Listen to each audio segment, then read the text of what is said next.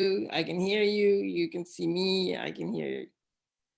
Whatever. Okay, cool. All right, 1, 2, 3. Go ahead, start your countdown. Hello, everyone. I'm Cynthia Hawkins, Gallery Director and Curator at the Bertha V.B. Lederer Gallery. I thank you for joining us at this, our final exhibition for 2021 season. And we have with us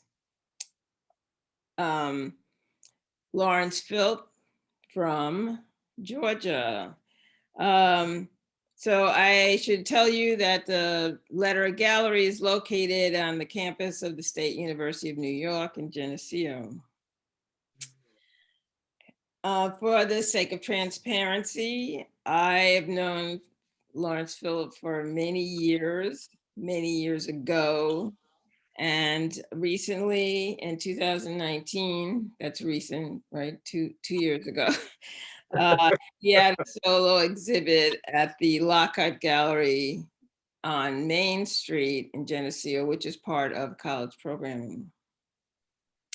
As in recent interviews, the PowerPoint will loop in the background. So our guest this time, Lawrence's practice includes painting, collage, and printmaking. He's lived in various cities, taught at SUNY Oswego, Hartwick College.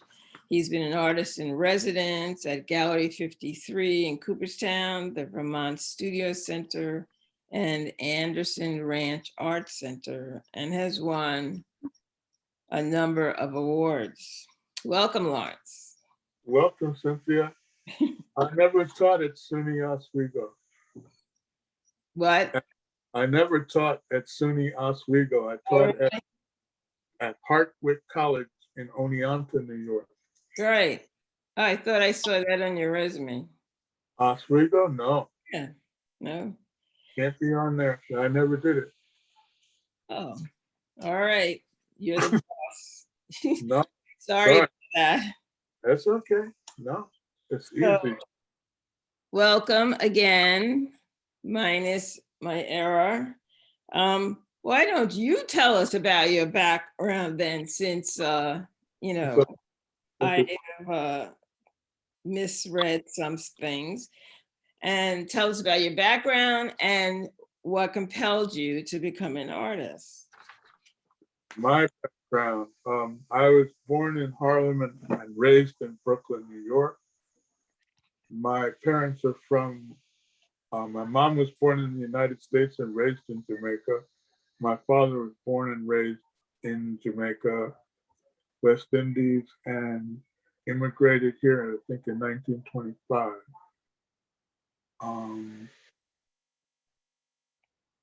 I started out just drawing on walls and copying cartoon books and things of that nature when I was small. I had a real interest in making stuff. I used to make hand puppets and marionettes, or at least I tried to anyway. I didn't know how to make these things. I would see them and say, and see if I could try and make them, kind of deal. So that's how I started. And I continue to do that, continue to have a curiosity about drawing. But I never really consistently thought about it till I was in high school. I went to Thomas Jefferson High School and they had a major art program there. And I started gravitating towards that rather than just playing basketball and hanging out and being a high school kid. I started looking for colleges to go to, and I applied to the Rhode Island School of Design, the Art Institute of Chicago, and Cranbrook Institute in Cranbrook, Michigan. I was accepted to the Rhode Island School of Design. So in 1967, my parents packed me up and took me to school. And from 1967 to 1971, I stayed I participated in the degree program in painting, and I got a BFA in 1971. Went from there to the University of Michigan, where I was a teaching fellow. Uh, I was in the University of Michigan and graduated in 1973. And then I was out on, I was out of school. So I had to find work. And excuse me, first I wasn't really lucky about work. And then as a couple of years went by, I moved from Ann Arbor to Detroit. And I was married at that period of time.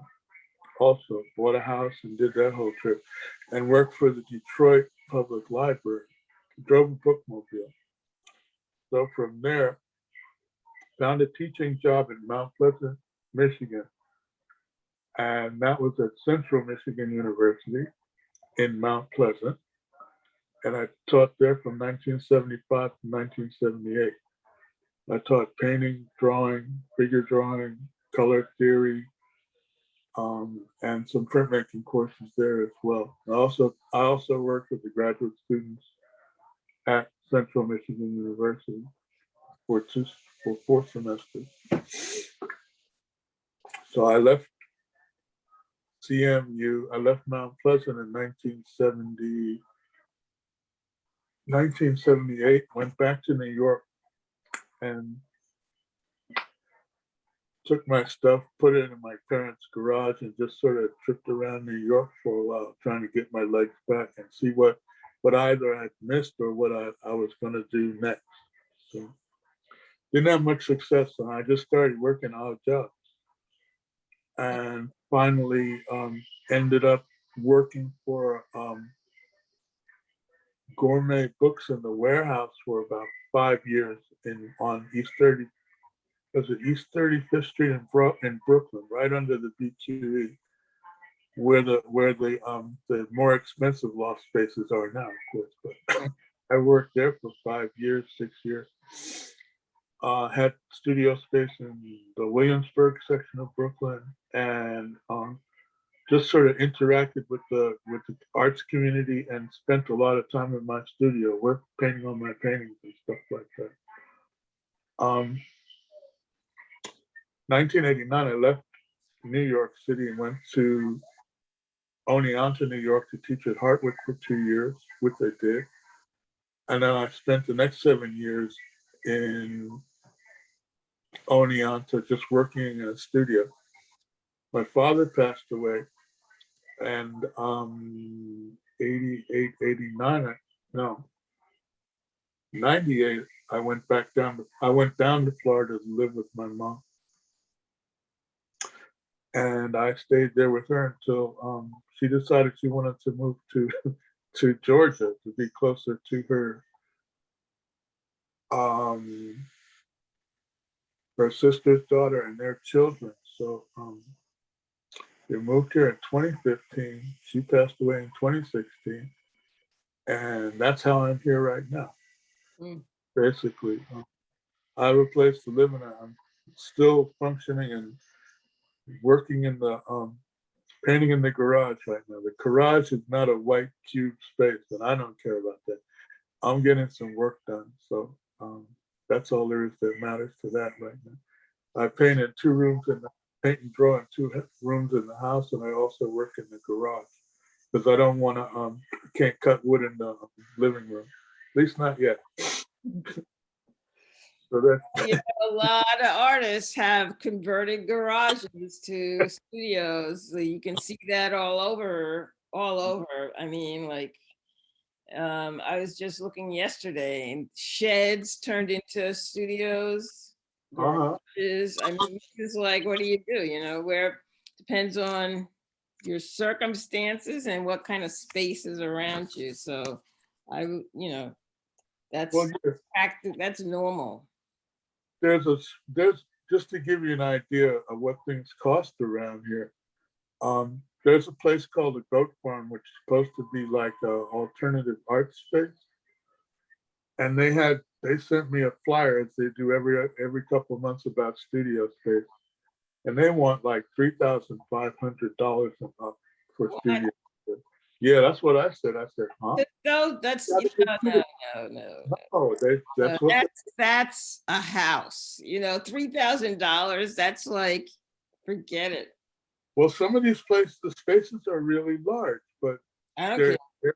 they're as large as the space that you'll find in New York City, but it's even more expensive than that, is what I'm saying. I Yeah, mean, $3,000. Those that's are not actual real artists.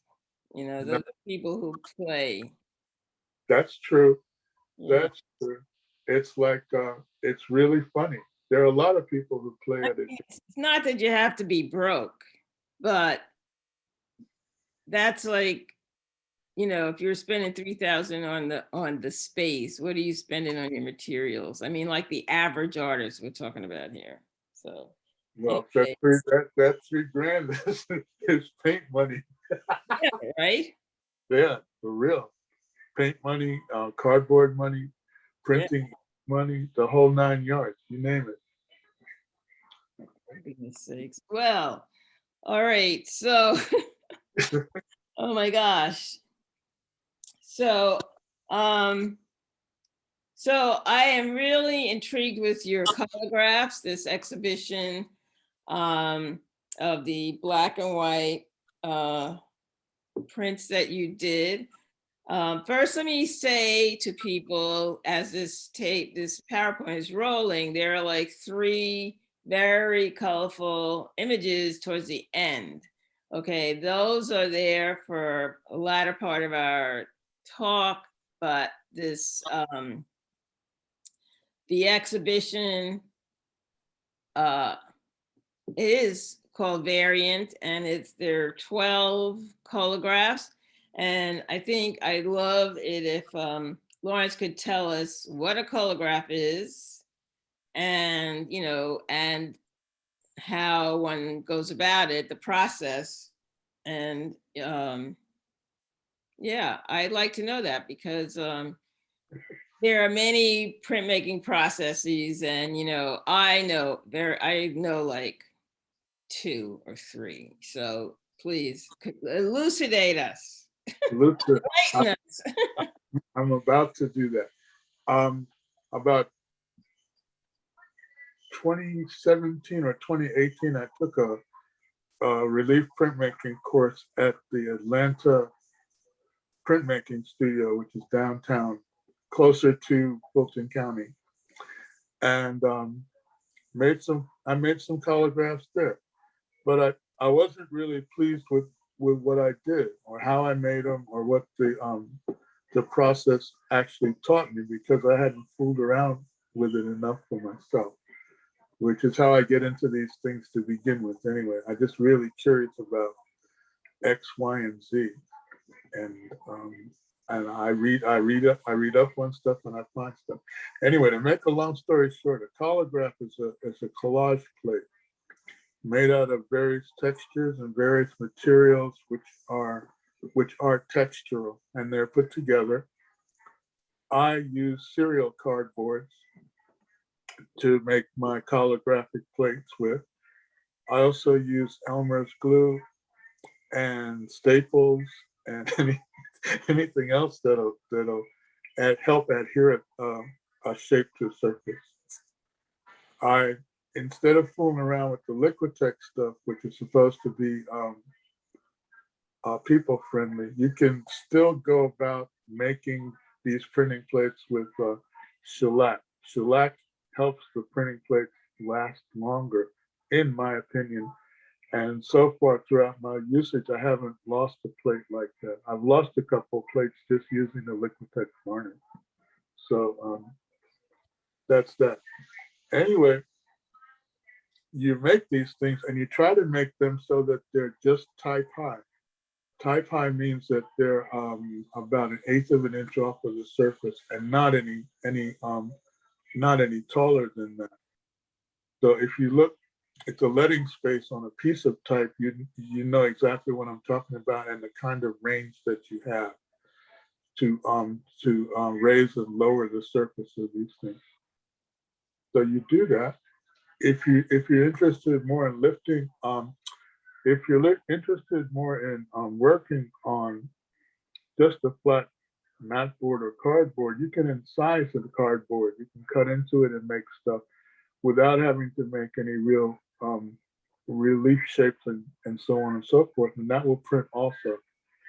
So you have the option of making print plates with collage materials and cutting into incising surfaces to finally cover ink and run through the press.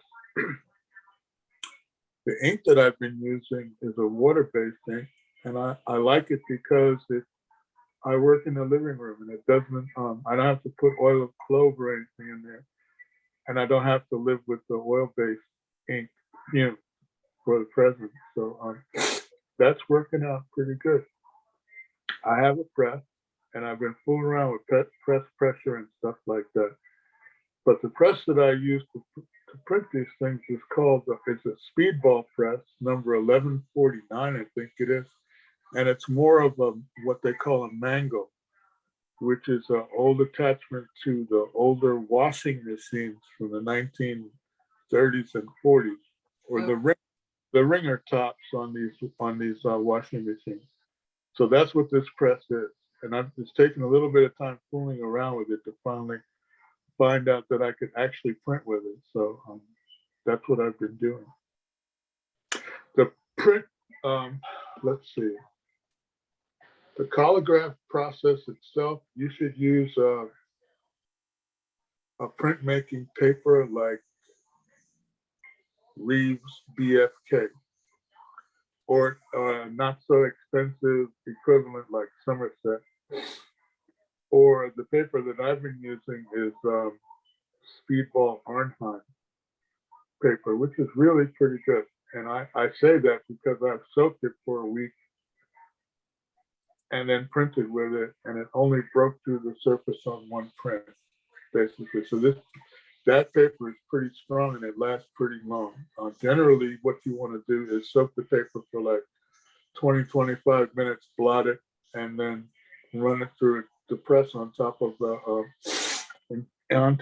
ink plate. So that's what I find myself doing. But like I said, I'm sort of nosy and curious, and I like to see what the end product of some of these quote unquote scientific experiments I did, like leaving the paper for a long time in the water. So it doesn't hurt it at all. And the beauty of using the water-based print making stuff right now is that you can, if you have an emergency, you can leave it, come back and it'll still be workable. It won't start to dry out or air out on you. And the Akua inks are especially good at doing that, in that they'll last for a long period of time. They'll stay open for a long period of time, but they won't, once you print or use them or run them through the press, they'll just dry automatically. It's really wild. It's a wild thing to actually experience, especially if you're used to using oil-based printing. It. Just a remarkable difference. Yeah, I think a lot of printmakers use Akua inks. So for in these collagraphs here, I mean, it seems to me they're really interesting in the way that not only you have the first image, but then the kind of transformation of the original image occurs when you do a ghost print, which is printing from the print, right? That you just did, right? Right. Instead of going back to the ink slab and inking the plate a second time, you just run another print through on top of the plate that you just took a print from. Right. So it's a process of picking up the leftover ink on the plate. And so And sometimes it varies a great deal, so much so that you can, that it is a separate, you know, a separate print. So, Oh yeah, well, the idea is that usually the plate is usually over inked mhm, in order to get a print in the first place. I found that if I try to rub the ink down into the surfaces, it doesn't work. So I'm left with using a soft roller and making sure that all the areas are covered. But even with that, you can't have 100% coverage. So once I run the first plate, I'll just run the second image just to see what it looks like. And I'm always, like you said, there's variables, especially in light and dark, and I'm always surprised at what I get because it's like it just really surprises me, and I'm really great. It's really great to see them. I really love seeing the ghost prints a lot. I do. They're my favorites. I must admit. so let me,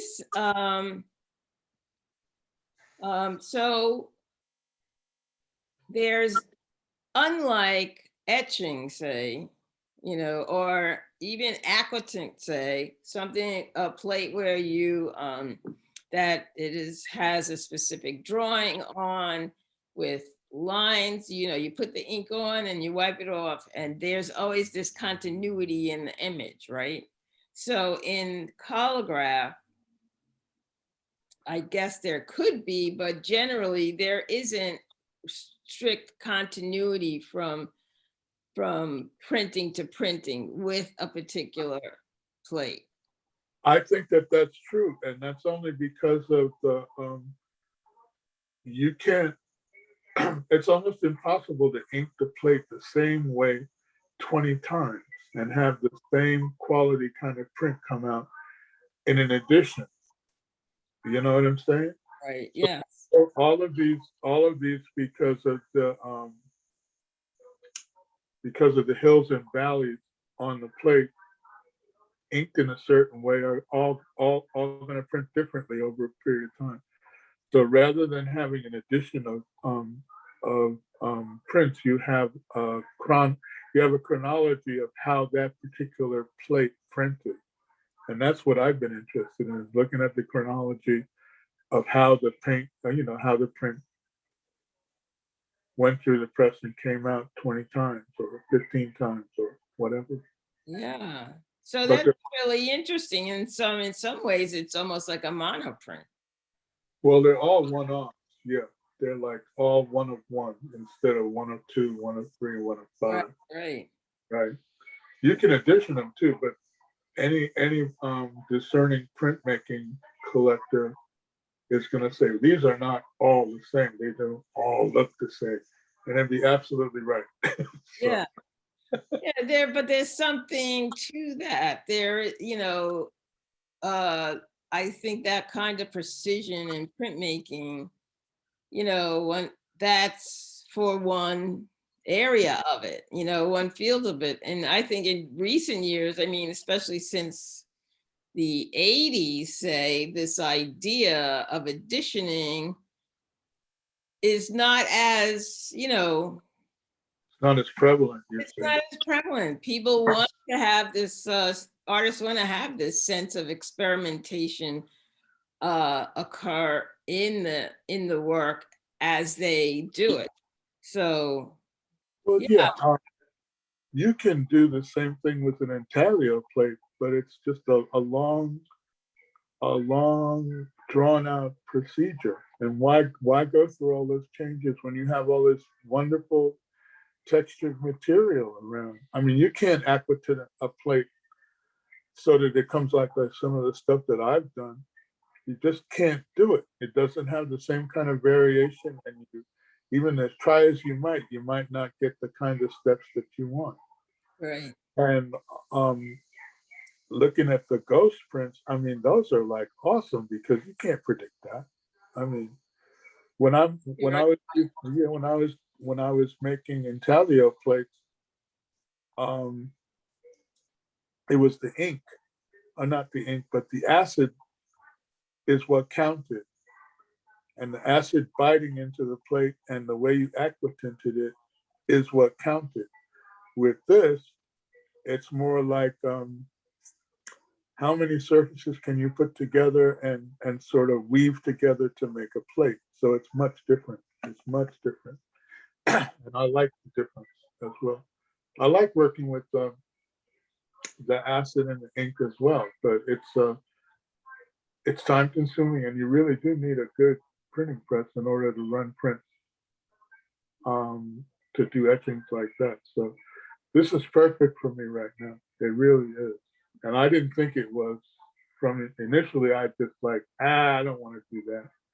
And then I did it a couple of times. And I said, okay, yeah, I want to do that. So, so I've been doing it like that.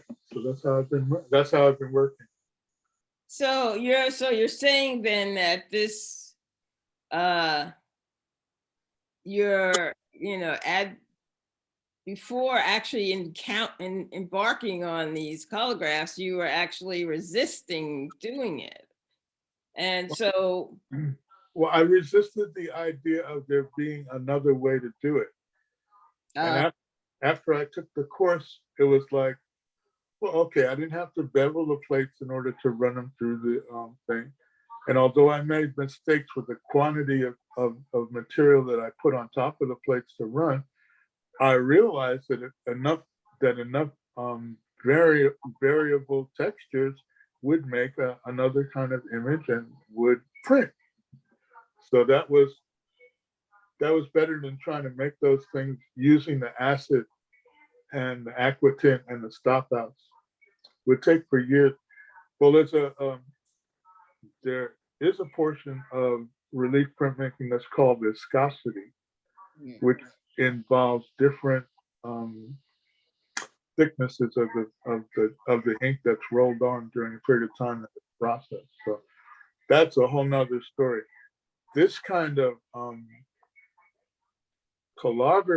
making collagraphs can be like that, but it's not, because the ink doesn't have that far to travel. With the viscosity stuff, you can almost print it. You can bite down to the bottom of the plate, and the plate without breaking would still print. And there'd be a density of color or black and white that you really would be fascinated by seeing. Krishna Reddy, who was a supporter of the printmaking workshop in New York, he used to give classes on that, and his students would come through the studio spaces and make the plates every once in a while. So I being nosy, I always looked to see what they were doing. That's all. That's how I learned a lot of this stuff, through the workshop, through my printmaking course classes at RISD and stuff like that, and my own curiosity, and how it carried over into my adult life. So that printmaking workshop, you're talking about Bob Blackburn's printmaking workshop, is that right? Yeah, it would be Bob Blackburn's printmaking workshop on West 17th Street, I think it was. Yeah. In New York City. Everybody printed there. Rauschenberg printed there. Jasper Johns at one point.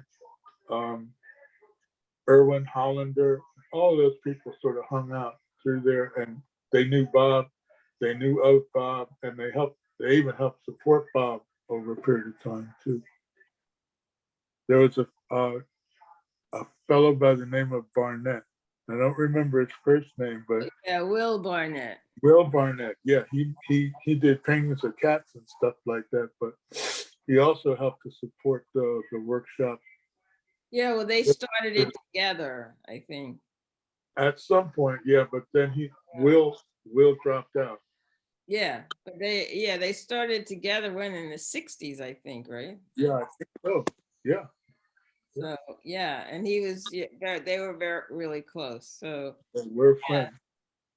And I mean, and there are other people. Jane Quixie Smith were, printed there, and people all over the world came, from Greece, from Scotland, from Cuba, Mexico.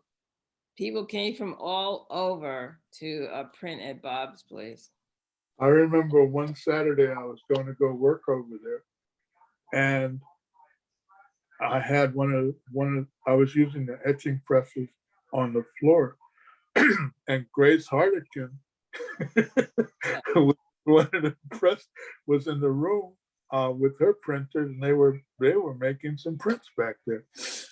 So Bob came and got us and said, "We want you to see this. So come on." He said, "Get on over here." Like he did. And sure enough, I stood there and watched this thing for like close to an hour, for her running some of her prints on the etching presses in those rooms that they had, which was special because the better presses were in there, and they were all set up for auditioning. It was great. I mean, he was a staunch supporter of people who wanted to work, and it was like, for me, it was amazing to see that, because I hadn't been around that kind of atmosphere since I was in school, and it just made a really big difference to me in terms of my thinking about my pursuits and furthering my artistic pursuits as well. So I always thank him. I thank him like all the time. I say, "Thank you, Bob." I just say it because it's like, Thank you, Bob. Yeah. He yeah. also was really interested in people wanting to experiment, do all kinds of experimental things. Yeah. Yeah. Yeah. So, He was the guy that taught Rauschenberg how to burn his litho plates. oh yeah. Gasoline, dangerous but nice stuff. Oh my God. Yeah. So I'd like to let us talk a few minutes about the images and these collagraphs and their collage nature, their structure, and how it relates to your work in general. So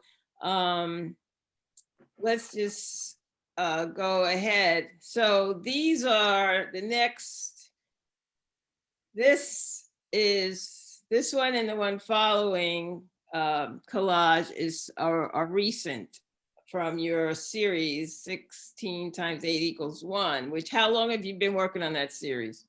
Since 2016, actually. Really? I started showing them 2 years ago on Facebook, I think, or maybe 2 years ago on Facebook, when they finally got to the point that I thought I could actually bear seeing them and having other people see them. Then, I caught you just in time, for 2018 for your exhibition at the Lockhart Gallery. However, I have to say that these newer ones seem to have, they've evolved in a way that the structure of the collage itself seems to be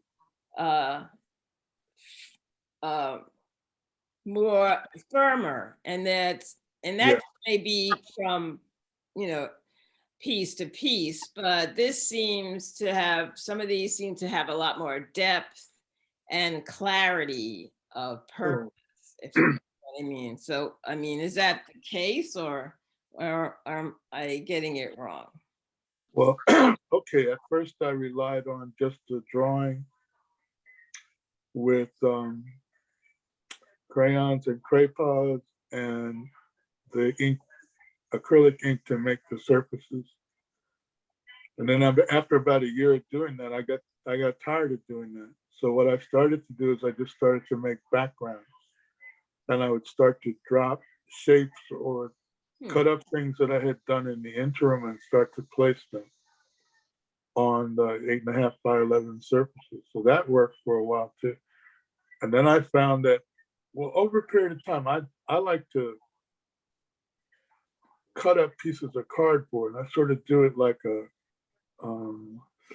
an exercise. Then I paint the cardboard, and some of the painted cardboard stuff ends up in the drawings and some of the images that I make. So there's always this consciousness of layering and adding something else or covering something up to make it look to make it look different. And I don't know if if what I'm saying is true, but I have to vary the surfaces of my paintings on paper because they would otherwise look too decorative Mm-hmm. or too cutesy two-dimensional stuff. So what I'm doing is I'm altering the best stuff that I do and taking it one or two or three steps further. And that's what that's all about right now. So I'm making stuff that I consider complete, but I'll go back in and work into it again, recollage it, repaint it, etc., until I get what I think is something that I'd like to see. There are a couple that work out really nicely, like the one we're looking at right now. Yeah. And I can't do that in a sketchbook. I couldn't do that in a drawing, but it just came that way because I was allowed to take something, paste something on top of it, paste something on top of that, and paint it or rework it or resurface it. So yeah, that's what I'm talking about. It's the same process with the collage, but you have to with the collagraphs rather. But you have to remember that you can only go up a certain height. After that, you're asking for trouble. Mm. And the ink does squash because I've got a couple of prints that I kept from the printmaking workshop in Atlanta to remind me that that's exactly what happens. It just completely explodes, man. It's ridiculous.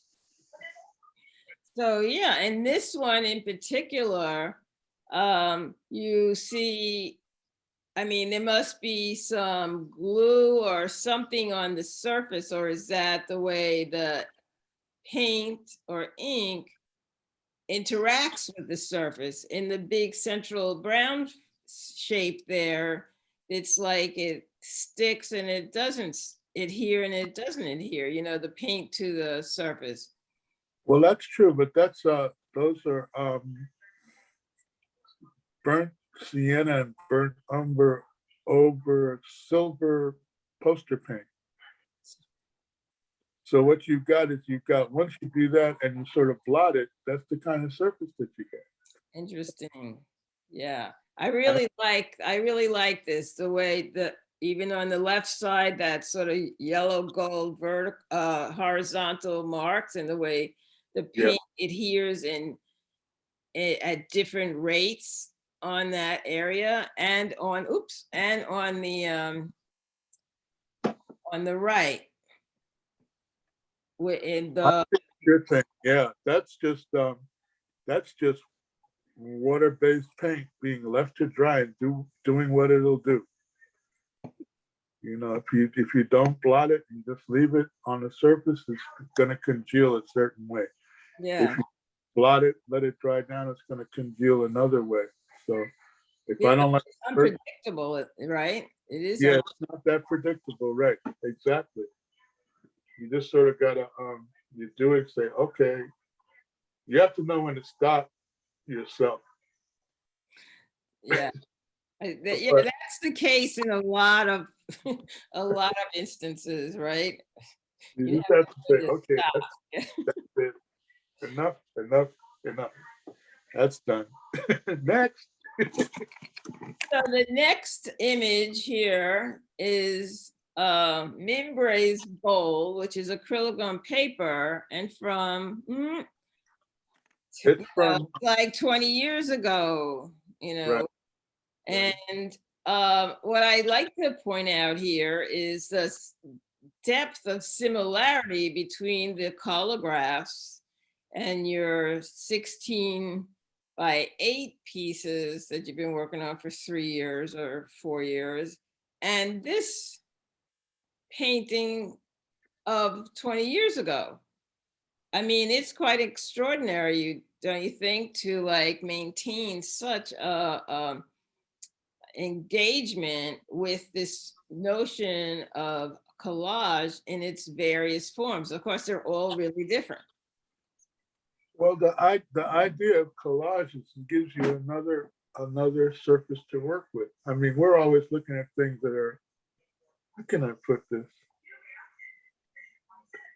Sometimes take a screen and look through a screen at your work. Sometimes take a big piece of paper, a big, large shape, and just block out everything you've done thus far to start a new painting. With the membran's bows, I was interested in different forms of paint application, just using acrylic paint, because I had gotten to the point where I just got sick and tired of painting flat, flat, flat, flat, flat. So some of that painting has a lot of splashing in it. It's got some built up molding paste areas and things like that. But it's also highly populated by different shapes, which are next to each other, kitty corner to each other, and sort of jostling for attention inside the space of the painting. So that's the kind of stuff I've been doing. That's like New York during rush hour, being on the J train, trying to get to work at 8 o'clock in the morning with 8,000 other people, kind of deal. Or it's just the idea that there's so many different kinds of surfaces and movements that you can use, that or things that you can do on top of things that you've already done to make them stand out more, or to make them come more to the surface. The idea of painting for me is to make something and maybe then cover it up to make something else. Romar Bearden talked a lot about that too. For him, collage was putting something over something else. And maybe that sort of thing sticks in my head too a little bit, but I like the idea of painting and blotting, and then sometimes the blotting ends up in the piece as well, because of the intricacies of the or just the way the paint lays on the other piece of paper. So there's always that. Well, So, all right, this is like, I don't know if artists like to be asked this last question, like, so, because it's sort of ambiguous in a way. So what in the end, what are you trying to say with your work? Has it changed over the years? Do you ever engage in, like, here's another, that's part one, but the other thing is, do you ever see your work as being, part of, like, say, a political discourse or a reaction to your, moments in your history and your relationship with society, or what, or, do you ever think of it that way?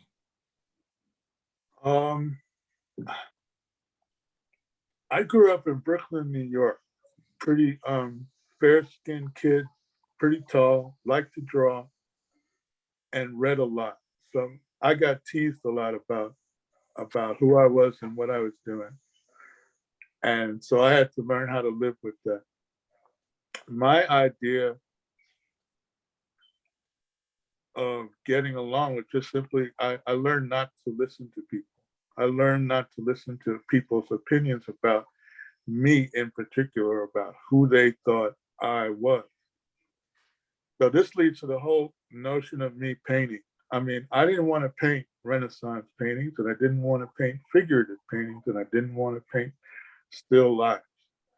What I thought I wanted to do is make paintings that I hadn't seen before, basically, or that had some resonance with the kinds of stuff I saw on my walks when I was a younger person in New York City, and when on my resurgence and my return from school, et cetera, in 78 and 79, walking around and looking at New York as it was then. So there was a resonance with what I looked at as a child, and resonances of what I looked at as a younger man. So all of those things were sort of collided with each other. You didn't grow up in Brooklyn, and you weren't fair skinned, and you still knew that you were Black anyway, because and I used to piss people off when I told them that I had darker people in my family than they were, and it was true. And I could show them my granduncles and my grandaunts and my grandmothers on my mother's side, straight out of Ghana, straight out of Nigeria. And there was no playing with that. I mean, and people would look at you like you were crazy, but so what do you want to do that for? I said, that's who I am. I wasn't trying to pass for anything but what I was as a person. Right. And trying to learn how to make those adjustments. And those adjustments are really hard. And I don't recommend it to anybody, but there you go. Yeah. So the process of doing this art where people are always telling you that you can't do it, or you won't achieve this and you won't achieve that. My answer to them is a BFA from RISD and a MFA from the University of Michigan School of Art, Horace Rackham Graduate School. That's my answer to them. as well as 5 years of university teaching and over 20 years of being an artist of record and a lot of adult education classes and facilities that I've taught at over the years. Worked with a lot of people just doing the same kinds of things that I do now, making watercolors and making these really quirky, what I consider quirky kinds of artwork. As far as, no, there's this whole resurgency of, I'm glad to see that there's a resurgency of Black portraiture and stuff like that, but that doesn't have anything to do with being a person of color or a descendant of Africans or a descendant of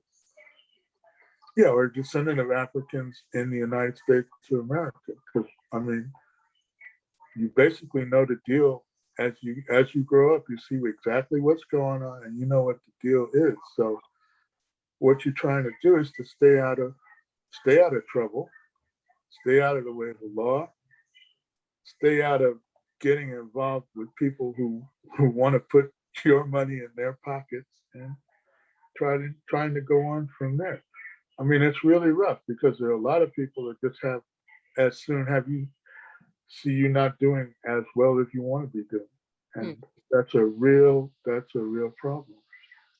But then there's also this really false kind of portraiture and this sort of panoramic Polaroid kind of take on Black portraiture, which really, in a way, looks just too plastic. Okay, and I'm going to leave it at that because I know a lot of people are going to get mad about that, and that's okay. It's just different because none of us want to be outsider artists. None of us want to be other than who we are. People are striving to do this and do that. And for the Black, Hispanic, Native American, all people of color who are working it as artists, always seem to get poked and prodded into that area. When in reality, they're just trying to make paintings. I mean, think about Velasquez, and then think about his assistant. I can't remember his name offhand right now. But Velasquez's assistant was a mulatto in Spain. And he had his own style of work and so on and so forth, but I guess he also worked with Velasquez. So there's people like that.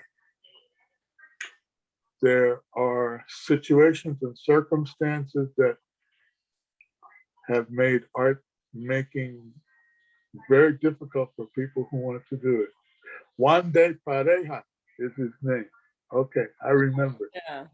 Juan de Pareja, who is assistant to Velázquez during that period of time. But being Black is sort of like, to a lot of people, not being pure in terms of the Western hegemony and so on and so forth. And we could have like a roundtable discussion based on that, the policies of 12th and 13th century Rome, Italy, etc. So let's not get started with that, because as African, or as people who are descended from Africans, we have a much longer run historically than the Europeans have. And as a matter of fact, when the Europeans weren't washing themselves properly, we were teaching them how to bring water into their houses so that they could clean themselves and go to the bathroom and stuff like that. Well, let me go back to what do you hope people take away from your work? What are you saying with your work? Well, I don't think there's any one way to paint. I don't think there's any one way to be a human being on the planet. And you can look at people's work who have been sort of singled out as very, very, very good artists, and you can see that. I want to see painting. Well, my dream is to see paintings in the Whitney Museum, and to see my work in the Museum of Modern Art, or in the Met, or at one of those galleries that sort of like overlooked me during the 80s and 90s and the 2000s and the 2010s. So I'm hoping that there's that my work will bring a variance to people who are working outside of the sphere of just illustrative work, and I'll leave it at that. I don't want my work to be illustrative of the fact of anything. I want my work to have texture, color, line, volume, and sort of explicit kinds of marks and forms, and that's it. And I couldn't ask for anything more than that, because I don't want to paint portraits. There are things that I might paint in the future that might resemble portraits of people, but it's more of a spirited notion than it is to actually try to reproduce a face or reproduce a body. Because I know in my own work, I've got a lot of gestures which could be considered humanistic to a certain degree. And they may be taken from that, but they're also engaged with the painting that's on top of them. So. Well, Lawrence Philp, I want to thank you so much for sharing your work with the Geneseo community and spending time with us. This interview will be available on the gallery's webpage at www.geneseo.edu/galleries, and it will be posted on YouTube. And Lawrence, you please feel free to use your video if you will to broaden your audience. And thank you very, very much for doing this interview with me. This is great, Cynthia. Thank you very much for having me.